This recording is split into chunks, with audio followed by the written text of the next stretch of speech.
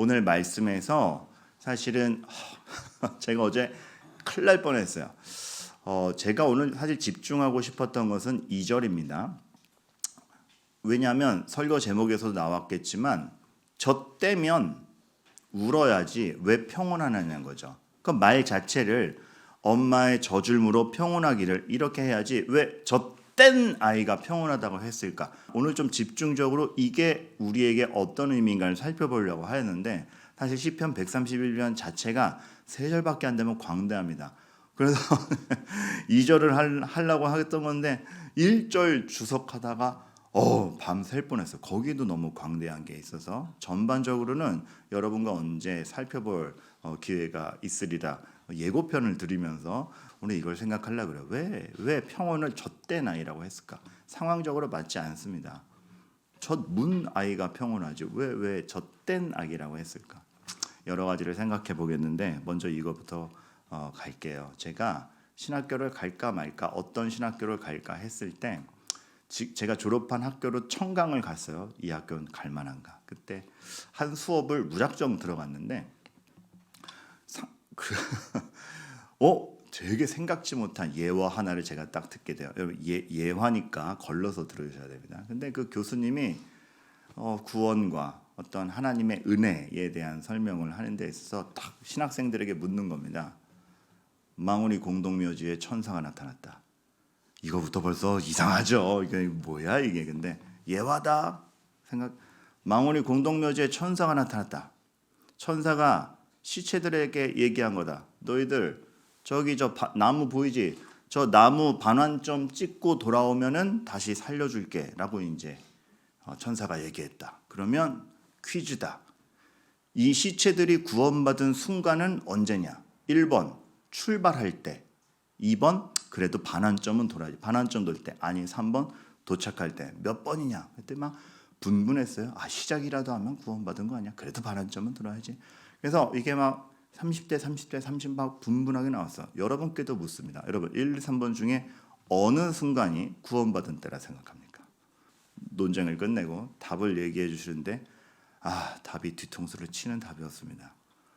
출발할 때냐? 반환점을 돌 때냐? 도착할 때냐? 시체는 애시당초 듣지도 못하고 뛰지도 못한다 입니다. 훅 오는 거죠. 여러분 생명을 주지 아니하면 듣지도 아니하고 뛰지도 아니합니다. 그렇죠? 우리가 믿음이 있다? 시체가 아닌 겁니다. 근데 그게 내가 시작했다, 뛰었다, 반환점을 돌았다가 아니라 그만큼 하나님의 은혜로 시작했다라는 그 광대함. 저는 그래서 오늘 먼저 여러분들이 들고 가야 되는 게 우리 너무 조급하죠. 그렇죠? 뭐가 안 되는 것 같으면 조급하죠. 근데 여러분은 이미 시체가 아닌 겁니다. 그래서 제가 나오셔서 조는 분들을 그렇게 인정하는 겁니다. 그 불편함을 왜 감수하는가? 하나님이 깨워 놓으셨기 때문입니다. 시체가 아닌 겁니다. 우리 남편은 목사님 너무 죄송해요. 제가 오늘 이러고 졸았죠? 사과하지 마세요. 너무 우린 내 상태 때문에 너무 조급하죠. 근데 여러분 적어도 우리가 지금 이 예배의 자리에 함께 있는 여러분들 하나님의 손길이 묻어있기 때문에 우리가 이 자리에 함께 있는 것을 알고 여러분의 컨디션 때문에 너무 조급하지 않기를. 물론 하나님께서는 우리를 거룩하게 해 가시고 하나님이 우리에게 열매 없는 삶을 질책하십니다. 하지만 그 열매로 나아가고 하나님이 다시 오시는 날까지의 영화로움으로 나아가는 데 있어서 오늘의 컨디션을 보고 너무 조급해하지 마시라는 얘기입니다. 왜냐하면 하나님이 은혜로 이미 시작하셨다라는 것을 확신할 때 그렇다라는 겁니다. 반대로 우리 너무 교만하지요. 왜냐하면 우리가 뛸 수 있다라는 것 자체가 하나님의 생명을 주셨기 때문에 뛰는 건데 못 뛰는 사람들을 비웃을 수 없습니다. 근데 우리는 때때로 너무 교만하죠. 여러분 하나님의 은혜로 시작됐다라는 것이 얼마나 많은 절망에서 우리를 꺼내고 얼마나 많은 오만에서 우리를 낮추는지를. 그래서 어떻게 보면 그 은혜에 대한 본능적 의식과 개념이 있었기 때문에 오늘 시편의 시작은 주여 제가 교만하지 않습니다. 제가 너무 과도한 것을 하려고 하지 않습니다가 소극적인 태도가 아니라 그만큼 하나님 안에 있다라는 것이죠. 그런데 그 은혜를 아는 사람에 대한 것을 젖대나이라고 표현을 합니다. 젖대나이의 평온이라고 해요. 왜 젖을 떼는가? 젖을 떼었다? 여러분 어떤 의미 같습니까? 먼저 설명하고 가자면 젖을 떼었다고 우는 아이가 아닌 겁니다. 엄마가 있으면 되는 겁니다. 그러니까 젖을 줘야 엄마지. 나를 배부르게 해야 엄마지가 아니고 젖을 물고 있건 떼고 있건 물었다고 안 울고 떼었다고 우는 아이가 아니라 엄마가 있기 때문에 평온한 아이입니다. 중요한 건 젖이 아니라 엄마 품에 있기 때문에 평온하다라는 사실을 여러분들이 아셔야 되고, 시편의 기자가 얘기한 건 그것이죠. 이걸 주어줘야 하나님 계신 거 아니에요가 아니라 하나님이 계시지요. 그렇다면 내가 지금 다른 하나님과 이해관계도 아니고 내가 하나님과의 거래관계도 아니고 하나님께 있음에서 내가 평온을 누립니다라는 아주 극렬한 믿음의 갈망과 갈증이 있다는 거 여러분들이 아셔야 됩니다. 여러분 오늘 첫 번째로 기억해야 될 게 우리에게 하나님 자체에 대한 갈망과 확신이 있는지를 우리가 좀 생각해 봐야 됩니다. 저는 우리 교회 성도님들이 적어도 하나님 자체에 대한 갈망과 확신이 있기를, 젖을 물려줘야 될 거 아니야? 이해관계입니다. 엄마 품이기 때문에 하나님이 나를 이렇게 안고 계시는가 자체에 대해서 그 인격적 교제가 있는 교회이기를 바라요. 우리가 그 유명한 말씀 욥기 8장 7절 가면 그 유명한 말씀 나오지 않습니까? 정말 액자로 그렇게 많이 제작되었다라는, 생명의 말씀사에서 판매율 1, 2위를 과거 다퉜던 내 시작은 미약하였으나 내 나중심이 창대하리라. 욥의 말도 아니고 하나님 말도 아니고 욥 비난하러 온 친구의 말인데, 야 너 빨리 회개해. 지금 고명고꼴이지만 너 회개하면 다시 잘 돼. 이거예요 사실은. 여기에 대해서 욥이 9장에서 바로 대답을 하죠. 진실로 내가 이 일이 그런 줄 알거니와. 여러분 이렇게만 보면 되게 멋있죠. 내 시작은 미약하였으나 내 나중심이 창대하리라. 그걸 친구의 말을 들은 욥이 진실로 내가 이 일이 그러한 줄 알거니와. 멋지잖아요. 좀 감정이입 시켜드리겠습니다. 그렇게 멋지지 않습니다. 친구는 이겁니다. 빨리 회개해. 이 죄 지으면 벌 받아. 너 이거 아니려면 빨리 회개해서 다시 창대하게 되도록 하나님께 바래. 욥이 그러는 겁니다. 내가 몰라서 이러는 줄 알아? 진실로 내가 이 일이 그런 줄 알거냐. 야, 그거 내가 몰라서 이러는 줄 알아? 아는데 왜 이 고난이 나한테 닥치는지 모르는데 나 그만큼 심각한 범죄를 저지른 적이 없다. 아는데 안 되고 있어서 성질나는 것이 인생 아닙니까?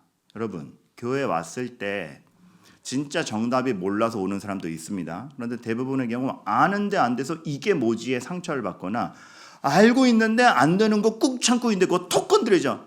집사님 기도 안 했지? 승질 나는 겁니다. 배가 아프도록 기도했는데 애는 집을 나갔을 때, 그래도 하나님이 어떻게든 하시겠지라고 하는데 톡 건드리는 거죠. 내 시작은 미약하여서 창대하리라. 이러면은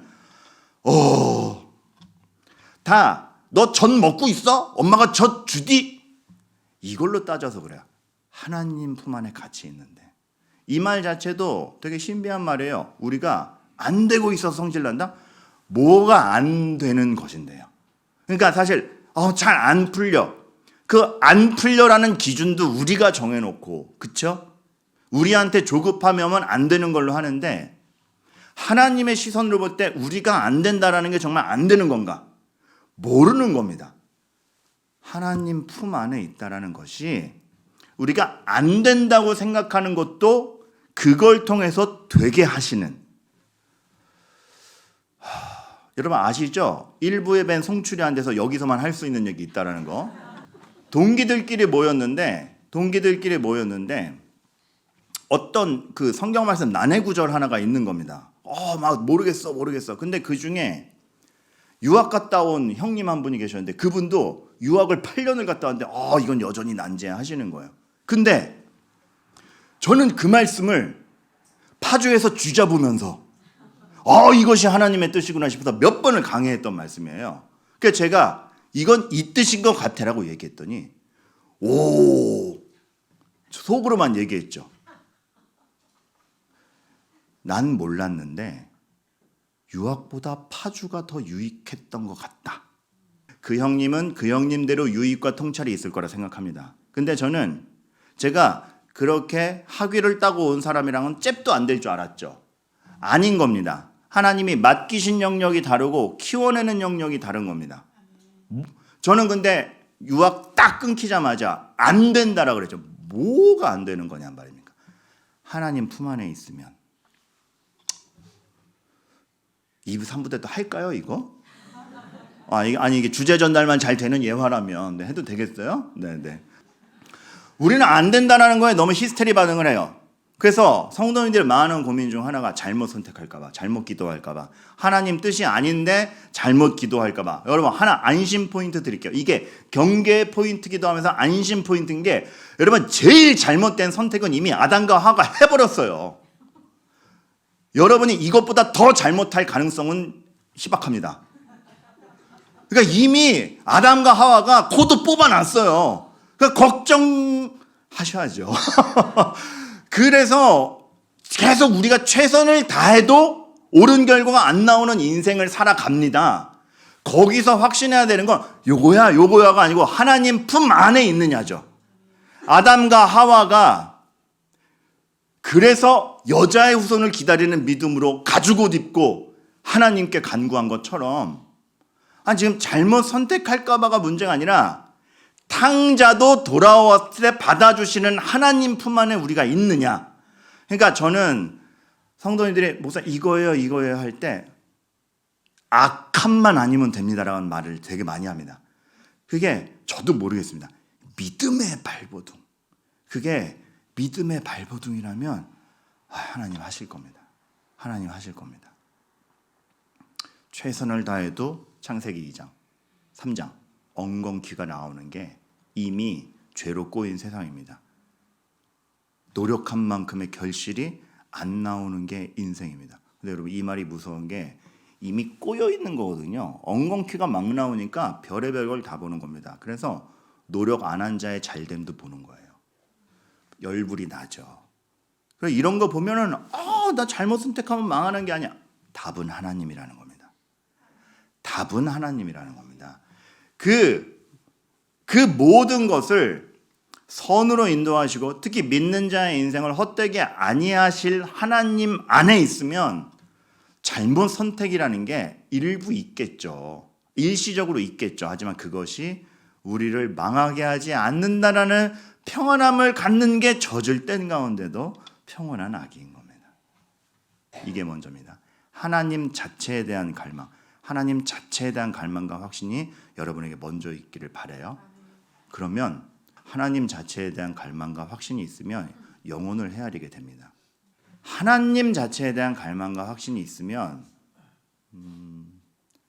욥의 친구들처럼 너 그거 잘못해서 됐네 안 된 데를 따지기 전에 사람이 먼저 보여요. 왜냐하면 그 사람을 품고 있는 하나님을 인식하기 때문에 그래요. 자, 이 관점에서 이 말씀 조심해서 들으세요. 제가 그래서 하나 더 추가로 드리는 제언 중에 하나가 옳음을 전하느냐 하나님을 전하느냐. 여러분 잘 생각해 보세요. 교회는 옳음을 전해야 되는데 제가 왜 이렇게 비교해 드리는지 여러분들이 이제 좀 감을 잡으셨으리라 생각해요. 옳음을 전하느냐 하나님을 전하느냐. 하나님을 제외한 옳음이라는 게 있어서 그래요. 옳은 거예요. 욥의 친구들 옳은 거예요. 하나님을 보여줘서 하나님을 보여줄 때 그 옳음으로 가는 건 당연한 귀결인데 우리가 어느새 하나님 자체를 전하여 그 진리로 인도하지 못하고 딱 옳음만 전합니다. 너 그거 아니야. 빨리 회개해.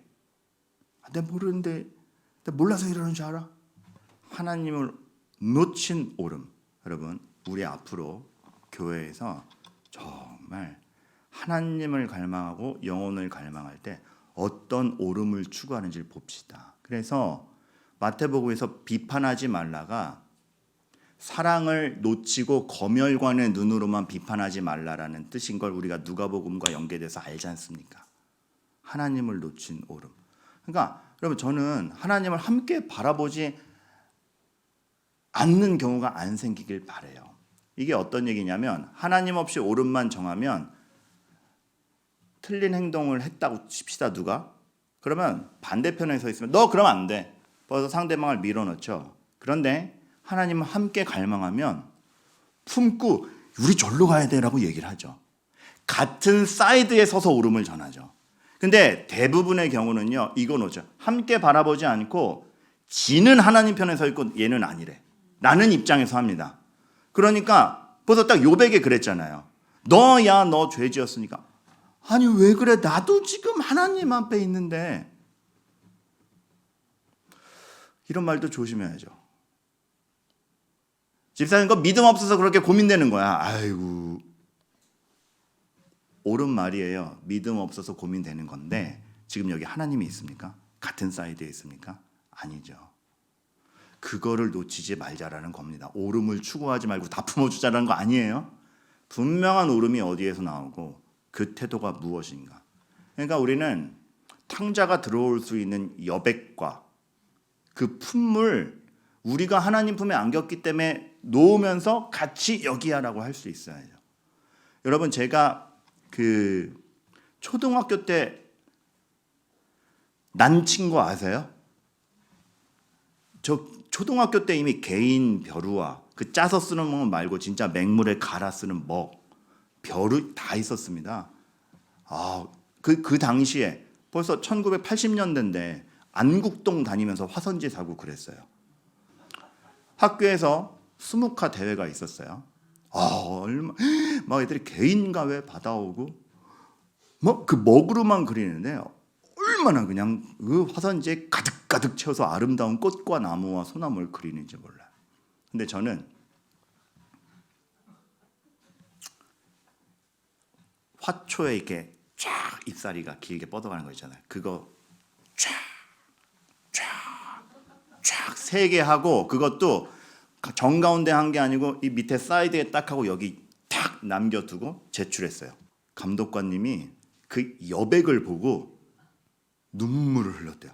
다 그냥 꽉 채우려고 그러는데 쫙 난 옆에 여백 여러 가지가 보이는 거야. 이 나무, 이 풀이 더 자랄까? 여기에 나비가 날아올까? 밤이 되면 저기에 해가 떠오를까? 막 상상이 떠오르더래요. 전 그냥 비운 건데. 근데 그 여백, 우리는 내 의로 채우려는 게 너무 많습니다. 그러나 하나님의 은혜가 들어올 공간을 남겨둬야죠. 거기서 방황한 사람 받아줘야죠. 함께 바라봐야죠. 그래서 내가 채우지 않은 그 여백에 달이 뜰까? 나비가 날아올까? 사람을 보면 판단이 달라집니다. 팀켈러 목사님이 직장인 예배 때 이런 얘기하지 않았다 그렇습니까? 도심 가운데 있다 보니까 사업을 벌이는데 시청과 이 연계성이 너무 필요한 거예요. 그러다가 이거 어떻게 하지 하다가 한 집사님이, 목사님 제가 시청에 아는 연줄 있습니다 이랬대요. 다들 회의하는 소리, 오 다행이다. 팀켈러 목사님 바로 그 자리에서 지적했대요. 좋은데 이거 교정하고 가자고. 제가 시청에 아는 연줄이 있습니다가 아닙니다. 제가 시청에 아는 사람이 있습니다. 그 사람을 연줄로 보지 말고 영혼으로 보십시오. 그렇게 접근해야 됩니다. 승낙을 받아낼 사람이고 꼬셔야 될 사람이 아니라 우리의 가치에 공감하는 사람으로. 그래서 그가 허락하든 거부하든 간에 우리에게 하나님이 있는 줄 알아야 됩니다. 이거부터거든요. 어제 주례를 또 했는데 그 얘기 해줬어요. 오래 함께 살았다고 잘 아는 것도 아니다. 웃긴 게 잘 아는 것 같은데 결혼해보면 전혀 딴 사람 나온다. 그리고 오래 함께 산다고 잘 알게 되는 것도 아니다. 그런 낭비인가? 아니죠. 우리는 되게 설렘을 잘 잊어버려요. 그런데 결혼해보면 전에 없던 사람이 튀어나오죠. 그리고 이 사람이 작년에 안 그랬는데 올해 왜 이래? 시야를 딱 바꿔줬어요. 불만족을 보지 말고 모르니 설레지 않는가. 새로운 사람 알아가는 그 설렘. 어머나, 야, 이 사람 봐라. 작년에 안 그랬는데. 우와, 이렇게 되진 않죠. 하지만 그 영혼을 사랑한다면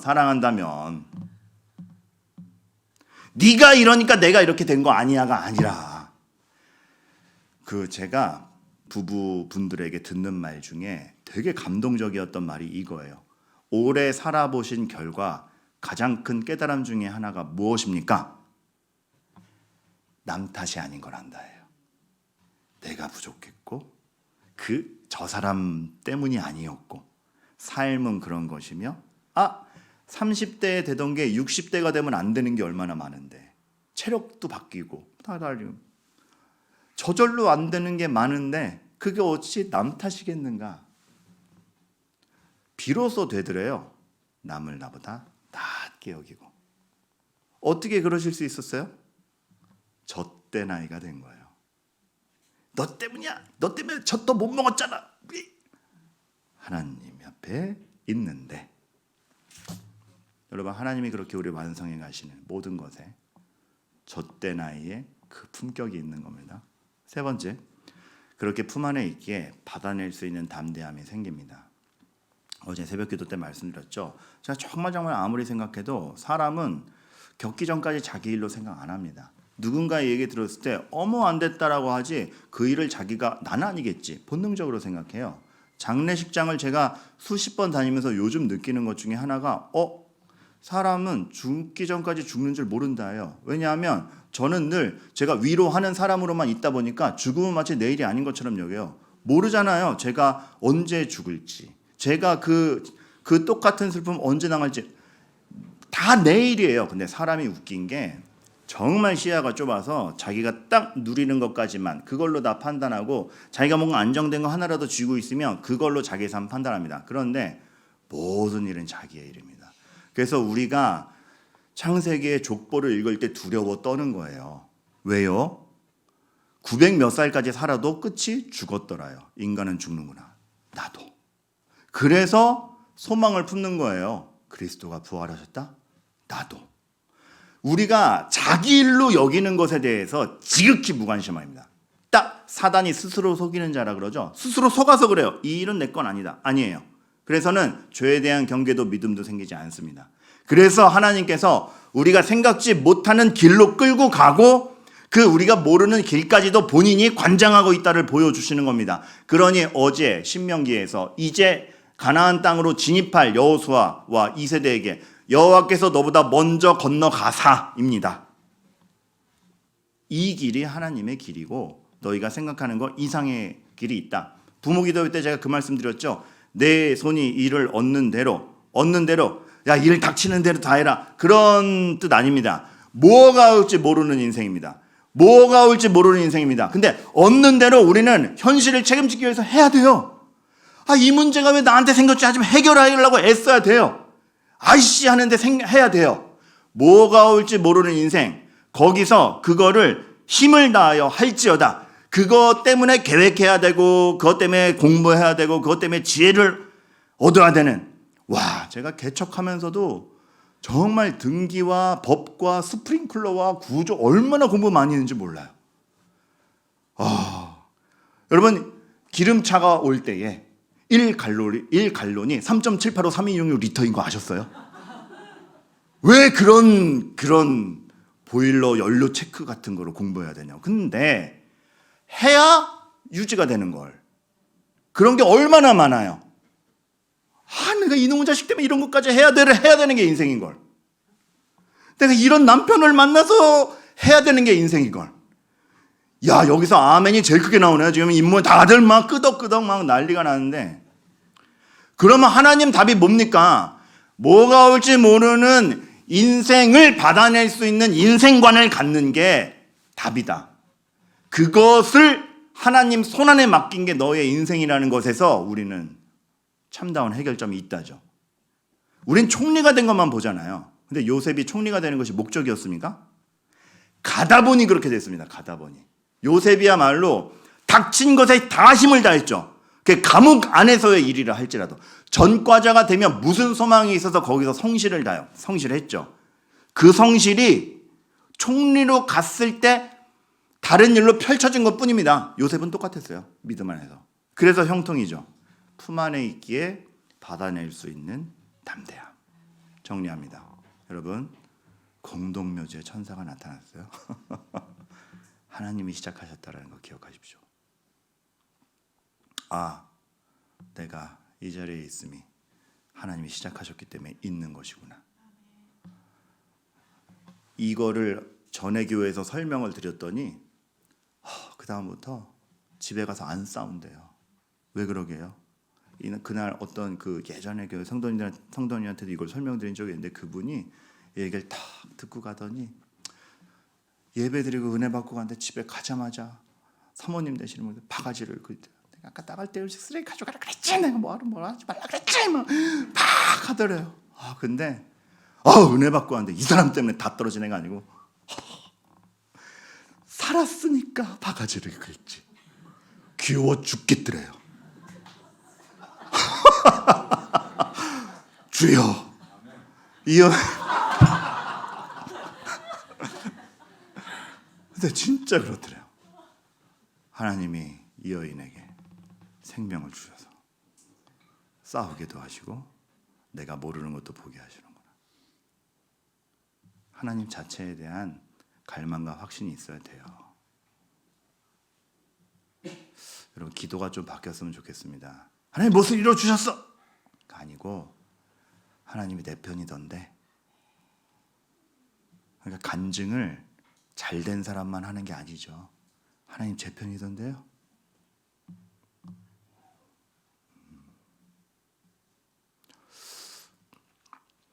한 2주 전쯤에 잊혀지지 않는 카톡이 하나 있어요. 목사님 저 이번 주에 웃었어요. 제가 알거든요. 웃을 일이 하나도 없습니다. 당장이라도 무슨 큰일이 생기면 생겼지 웃을 일이 하나도 없는데 웃었대요. 하나님 제 편이던데요.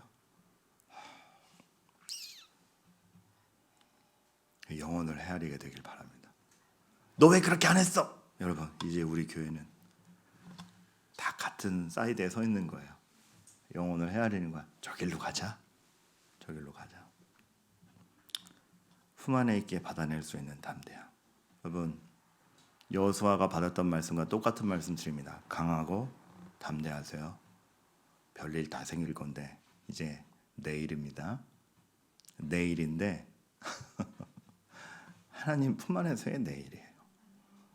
젖대 나이에 평온을 누리세요. 왜 안 물려주세요? 젖대 나이에 평온을 가져주시길 바랍니다.